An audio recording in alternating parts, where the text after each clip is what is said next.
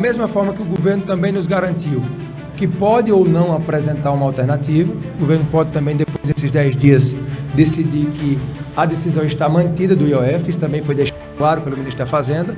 Nós também deixamos claro que a nossa alternativa pode ser sim pautar o PDL, sustentando a decisão do governo. O Brasil entrou numa nova fase da guerra política. O Congresso está em rota de colisão com o governo. O governo ameaça os deputados. E o STF, como sempre, observa de toga, pronto para intervir. Mas agora o jogo virou. Hugo Motta explodiu uma bomba no plenário.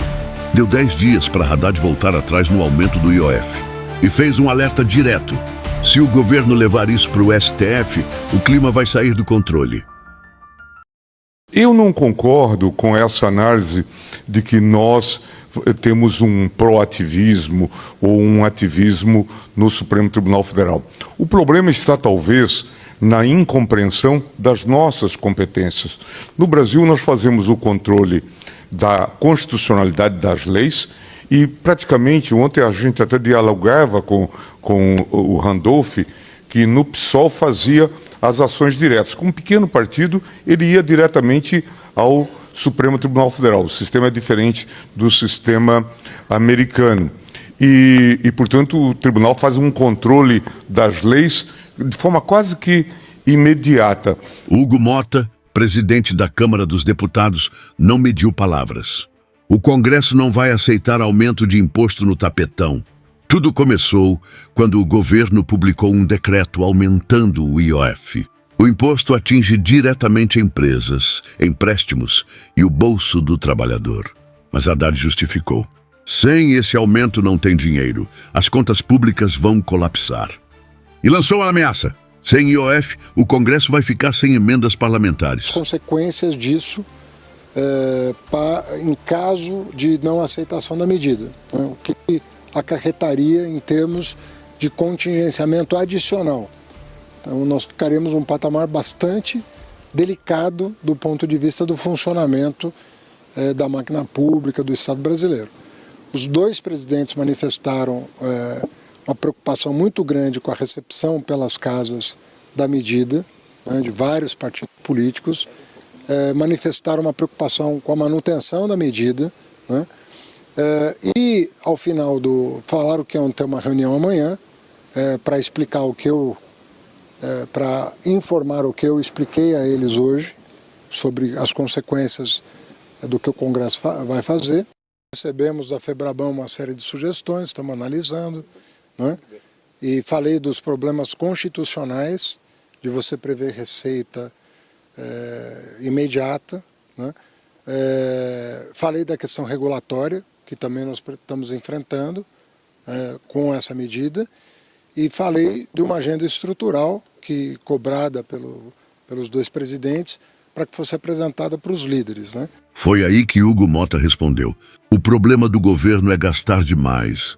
O Congresso não vai pagar essa conta. E, se for preciso, o decreto vai cair no voto. Nos bastidores, a verdade é mais dura. O Centrão está preocupado com o povo, sim, mas também com as emendas. Essas verbas são fundamentais para os deputados manterem suas bases políticas e apoiarem o governo. Que a gente segue falando dessas reações da política sobre o decreto que aumenta o IOF. O presidente da Câmara dos Deputados, hoje, numa conversa que eu tive com ele sobre a reunião de ontem, ele me contou que alertou o ministro da Fazenda, Fernando Haddad, sobre o risco de o governo manter o decreto que aumenta o imposto sobre operações financeiras, o IOF. Vocês vão derrotar o governo. Estamos querendo ajudar o governo, no caso, para ajudá-lo, referindo-se ao presidente Lula. Ao lado de Alcolumbre, Hugo Motta se reuniu com Fernando Haddad na noite dessa quarta-feira. A conversa foi descrita pelo presidente da Câmara como madura e tranquila, para tentar acalmar os ânimos entre o Congresso Nacional e a equipe econômica. Só que todos os recados foram dados. Na conversa, o ministro da Fazenda também foi cobrado pelos chefes do Legislativo sobre as críticas que andou fazendo ao Congresso Nacional. Nós mostramos aqui na CNN Brasil que o anúncio do aumento do IOF, sem uma conversa prévia com parlamentares, os líderes reclamando que nunca são ouvidos por Fernando Haddad. Isso foi um ponto, incomodou demais os parlamentares, até mesmo da base aliada na Câmara e no Senado.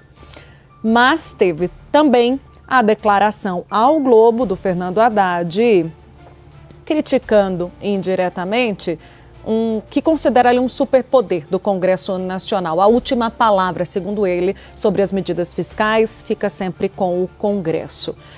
Hugo Motta também disse que não teme corte de emendas. Um dos argumentos do governo para o aumento no IOF é que um recuo total impactaria no valor distribuído aos parlamentares. E hoje, na coletiva de imprensa, ele reafirmou que esse não é um problema. A conversa, então, acabou com o estabelecimento de um prazo de 10 dias para o governo propor uma alternativa. E se isso não acontecer, a Câmara dos Deputados vai seguir com o projeto de decreto legislativo, pautá-lo, no caso, para que possa, haja o risco de derrubada do decreto presidencial. Não para isso, mas com esse risco. Disse Hugo Motta, não tenho um compromisso em não pautar o PDL. Eu vou pautar, concluiu. Depois dessa reunião, Fernando Haddad, ministro da Fazenda, foi também conversar com jornalistas, negou que tenha ido ao encontro para discutir qualquer novo recuo. Disse que estava lá só para explicar aos presidentes das duas casas, em detalhes, a medida do governo e as eventuais consequências de uma revogação total, o tal shutdown. Um contingenciamento adicional, por exemplo, na contramão do que espera a cúpula do Congresso. Ele indicou que o governo não pretende, neste momento, mexer mais no decreto sobre o assunto. Vamos abrir aspas para Fernando Haddad também. No momento, não há decisão tomada sobre o decreto. Fecha aspas. Na tentativa de conter a crise, após a impopular medida do ministro Fernando Haddad, o líder do governo no Senado, Jacques Wagner, foi às redes sociais tentar explicar o inexplicável, o aumento do IOF. Segundo ele, o novo imposto não atingiria pessoas físicas, apenas empresas, mas bastou algumas horas para o discurso desabar. A própria Globo News e colunistas já haviam apontado que o aumento do IOF também tem impactos indiretos na população e nas empresas menores, especialmente as que operam no crédito e nas operações do dia a dia. A Ana Flor explicou muito bem, para tentar achar em algum lugar dinheiro para tapar buracos, né? É um aumento de imposto e é um aumento de imposto atabalhoado, né? Emergencial, em última instância, para fechar as contas desse ano. Isso está bem claro. Eu acho que é preciso esclarecer mais um ponto. Essa medida do IOF, ela suja mais um pouco o nosso sistema tributário, porque ela viola a natureza do IOF. O IOF não surgiu como um imposto arrecadatório, surgiu como um imposto regulatório. O que quer dizer isso? O IOF deveria servir e serve para que o governo tenha o acesso à paisagem da movimentação financeira no Brasil. Ele é muito importante para impedir lavagem de dinheiro, tentativas de fugir do fisco, coisas desse tipo. Você não deve transformar um imposto regulatório num imposto arrecadatório. Isso já tinha começado anos atrás, mas em pequena escala, com a cobrança excessiva do IOF em cartões de crédito usados no exterior. Mas era um detalhe. Isso se amplia agora com essa medida do IOF e suja o sistema tributário, porque viola a natureza de um tributo, né? Tudo agora pode virar tributo arrecadatório, né? Então ele ultrapassa uma linha, que é a linha da organização da finalidade dos tributos. Eu acho que esse é mais um motivo para o Congresso ir em frente e derrubar essa medida do IOF e dizer para o governo, nós temos um problema fiscal, mas esse problema fiscal não pode ser resolvido com remendo. Mas isso que você... Foi um churrasco na casa do presidente da Câmara, Hugo Motta, um churrasco petit comité. Quem é que foi para esse churrasco, Ana Flor? Bom, o vizinho Davi Alcolumbre estava nesse churrasco e quem foi? Lula. E mais, chegou a pensar em ir de barco, porque Lula mora na ponta onde é o Alvorada e tem O Lago Paranoá. A casa do presidente da Câmara também tem esse... Acabou decidindo ir de carro, mas foi mais alguém, né? Então, ficou ali uma coisa meio enigmática, porque de repente quem chega para este churrasco petit comité, em que o clima foi bem diferente desse que a gente viu aqui, Lula agarrado com Gabriel Galípolo, presidente do Banco Central. Para quem observa os sinais políticos, hashtag significa. Ficou a impressão para alguns dos presentes que transmitiram essa impressão para outros não presentes de que Lula está bem mais próximo de Galípolo do que está de Fernando Haddad. E esse não é o único sinal. Mas, segundo a descrição de uma fonte com quem eu falei, para tentar recuperar qual era o ambiente desse churrasco na casa de Hugo Motta, o que me disseram foi o seguinte: olha, eles estavam super bem, estava todo mundo entendendo o momento político da vez. Quando Lula leva Gabriel Galípolo, passa a impressão para alguns desses presentes que ele estava fazendo uma opção na guerra do IOF pela posição do Gabriel Galípolo e não pela posição de Fernando Haddad. E aí eu, conversando com uma fonte, não sabia ainda da reunião, e aí essa fonte disse assim: tem uma coisa que eu não sei se eu te conto. Mas vai falar um negócio desse para um jornalista. E aí eu tentei: não, me conte, por favor, me conte. Não, mas é porque não pode vazar de jeito nenhum, não pode vazar de jeito nenhum. Eu acho que uma das razões pelas quais não se poderia vazar era justamente para não ferir suscetibilidades.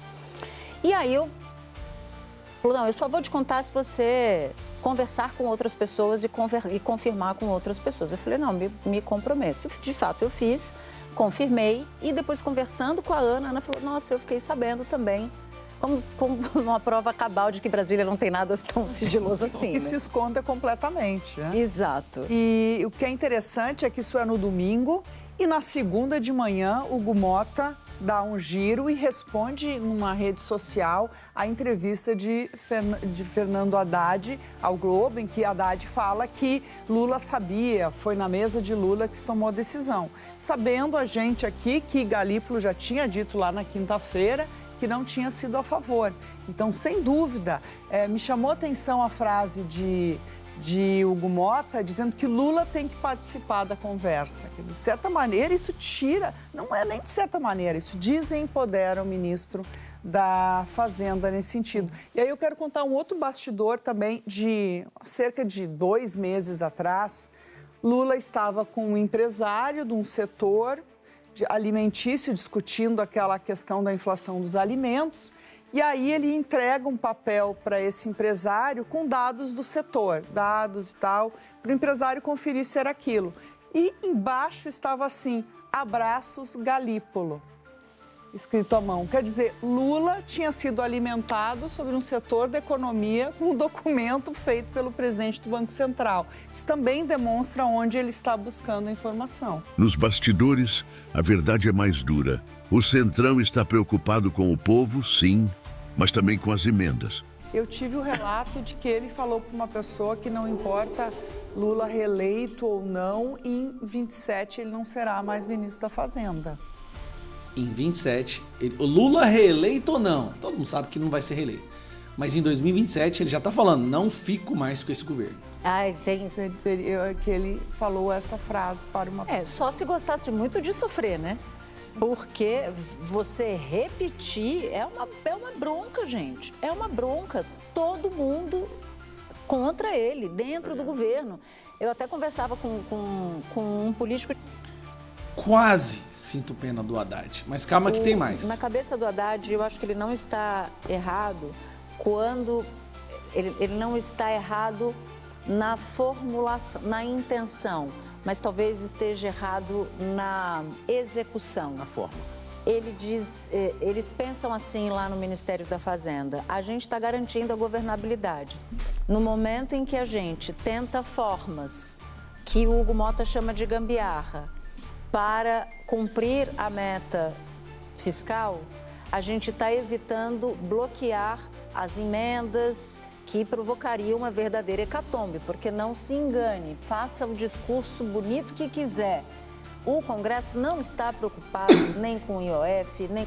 Só um detalhe, garantir a governabilidade na cabeça do Ministério da Fazenda é garantir dinheiro de emendas para comprar votos de deputados e senadores. Porque essa é a governabilidade do PT. Com crédito caro, não está. Está preocupado com emenda. Se tiver... Olha, aí eu discordo porque o próprio Hugo Mota disse que pode cortar da própria carne, se quiser diminuir as emendas, diminua, mas o IOF não tem como passar. Um shutdown, como se chama, eles também vão perder dinheiro de emenda em véspera de ano eleitoral, eles não querem de jeito nenhum. São os chamados, e aí eu já vou migrar para o Supremo Tribunal Federal, emendistas. Essa foi uma expressão que E aí ainda vem o ministro do Supremo usou para mim hoje, dizendo... E aí, para piorar, a jornalista da Globo fala que ministro do STF chama o Congresso de emendista. Ou seja, não tem Congresso, é tudo um bando de sanguessuga do dinheiro público. Quem disse isso? Quem foi que tentou bloquear as emendas recentemente? Não foi aquele ministro indicado por Lula, o Flávio Dino? O Congresso Nacional se resume aos emendistas, aqueles aficionados nas emendas parlamentares. Bom, aqui eu posso falar com o maior orgulho, tá? Eu sou o único deputado federal que se recusa a encostar em emendas. Eu não uso emenda. Não entreguei ano passado, não entrego esse ano, não quero saber, eu acho que a emenda é um erro sim. Me desculpa, mas eu sei que a maioria dos deputados discorda de mim, mas eu concordo. A emenda é um equívoco, nós não somos eleitos para mexer com a emenda. E no diagnóstico muito cru desse ministro do Supremo, fiquei muito impressionada com a conversa que eu tive com ele, porque ele fala frases assim, o Congresso não existe, o governo não existe, e tem o Supremo aqui errando e acertando em alguns pontos, mas meio que o muro das lamentações para um monte de gente. Só se tornou o muro das lamentações porque tudo que a esquerda não consegue, eles acionam o STF e o STF concede imediatamente. Então é isso, como a esquerda não consegue ganhar no voto, nada no Congresso, eleições, a gente está vendo umas coisas estranhas, né? Então eles acionam o STF para o STF dar à esquerda tudo o que eles querem. Essas verbas são fundamentais para os deputados manterem suas bases políticas e apoiarem o governo. E diante da possibilidade de derrota, o governo pensa em acionar o STF. Mas Hugo Mota já avisou, não tragam isso para o Supremo. Todo mundo sabe que o governo tem um pacto com o STF. Tudo que leva para lá, ganha. Se isso acontecer, o clima entre os poderes vai explodir. Enquanto isso, Lula segue viajando, fingindo que nada está acontecendo. Deixa Haddad sozinho e o Congresso em chamas. O prazo de 10 dias está correndo. Se o governo não recuar, o decreto do IOF pode cair. E com ele cai também o silêncio em Brasília. A guerra política está só começando.